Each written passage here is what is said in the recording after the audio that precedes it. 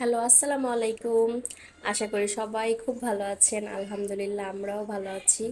আমরা মা মেয়েরা কিন্তু আজকে ম্যাচিং ম্যাচিং জামা পরেছি, আর এতে কিন্তু আমার কাছে খুব ভালো লাগছে। ফার্স্ট আমরা ম্যাচিং ম্যাচিং জামা পরলাম, আর তারপরে আজকে দুপুরে আমরা খাসির বিরিয়ানি খেলাম।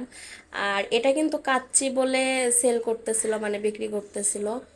আর বাসায় এনে দেখি যে এটা বাসমতি চালের না, এমনি পোলার চাল দিয়ে খাসি দিয়ে একটা বিরিয়ানি রান্না করে রাখছে, এটাকে কাচ্চি বলে বিক্রি করছিল। মানুষ কিভাবে মানুষকে ঠকায়।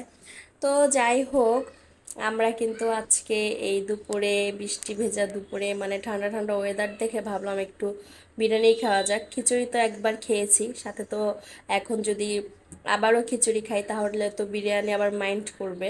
এজন্য একটু বিরিয়ানিও নিয়ে আসলাম। এদিকে আমার ছেলে এতদিন লেবু খাইতে বললাম, এত লেবু খেলো না, এখন আজকে কি মনে করে লেবু খাচ্ছে আল্লাহই ভালো জানে। লেবু খাওয়া তো আসলে অনেক ভালো, আর ডাক্তার ওকে বলছে লেবু খেতে। তো আজকে দেখেন ও কিভাবে লেবু খায়। ওর লেবু খাওয়া দেখে আমারই তো কেমন লাগতেছিল। যেভাবেই খাবে খাক, কোনো সমস্যা নাই, খেলেই হলো। লেবু খাওয়াটা দরকার, যেভাবে খাবে খাওয়া ভালো। আর ওর দেখা দেখি আমার মেয়েও একটু নিল লেবু, ও বলছিল আমিও একটু খাবো। এই দেখেন কিভাবে একটা চাটা দিল, দেখলেন? চাটা দিয়ে আবার আমার প্লেটে রাখলো। আর আমি ভাত খাওয়ার সময় এই দুইটা পিচ্ছি আমাকে এত বিরক্ত করে। ওদের কিন্তু খাওয়াইছি, তারপর ওরা আমি খাওয়ার সময় দেখেন সব সময় আমি ভাত খেতে বসলে ওরা দুই ভাই বোন খুব বিরক্ত করে, কিন্তু সবসময় এভাবে আমার থেকে নলা খায় না। আজকেও যে একটু বিরিয়ানি, বুঝেন না, যতই খাক আর একটু তো মার হাতে খেতেই হবে। তো ওরা কিন্তু খাওয়ার সময় একটু অল্পই খেয়েছিল, তো আমার সাথে খাওয়ার সময় আমি যখন আবার খেলাম তখন আমার সাথে ওরা আবার খাচ্ছিল। আমার কিন্তু ভালোই লাগছিল, দুই ভাই বোনকে একসাথে খাওয়াই দিচ্ছি, সাথে আমিও খাচ্ছি। একের পর এক ডিস্টার্বও আমাকে করতেছে। আর তারপরে একটু লেবু চিপে নিলাম, লেবুটা চিপার পরে যা ভালো লাগলো আমার কাছে। তারপরে লেবুর খোসা আমি, মানে লেবুর যে ইয়েটা থাকে, মেন শিকলাটা থাকে, ওটা উঠে ফেললাম।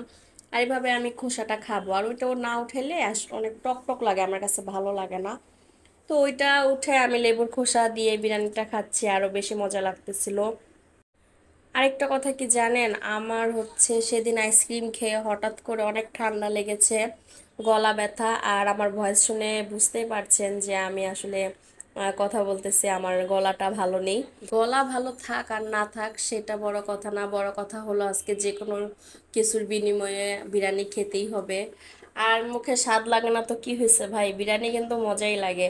যতই অসুস্থ হন আর যতই আপনার খেতে ইচ্ছা না করুক, এক প্লেট বিরিয়ানি যখন আপনার সামনে থাকবে না, অটোমেটিকলি আপনার খেতে ইচ্ছা করবে, আর ক্ষুধা লাগবে। আমারও যখন এরকম ভাত টাত খেতে ইচ্ছা করে না, বিরিয়ানি নিয়ে আসলে মনে হয় যে ইস, খাওয়াটা আজকে জমেই যাবে। তো আপনাদের সঙ্গে কথা বলতে বলতে খাওয়ার প্রায় শেষে চলে আসছে, আর এদিকে শুনি আমার ছেলে কি বলে। আমার আম্মু ভিডিও কিরকম হয়েছে সবাই আপনারা বলে দিবেন। তো আমার আম্মু খাওয়া শেষ। আজকে ভিডিওটা এই পর্যন্তই। সবাই ভালো থাকবেন, সুস্থ থাকবেন। আল্লাহ হাফেজ।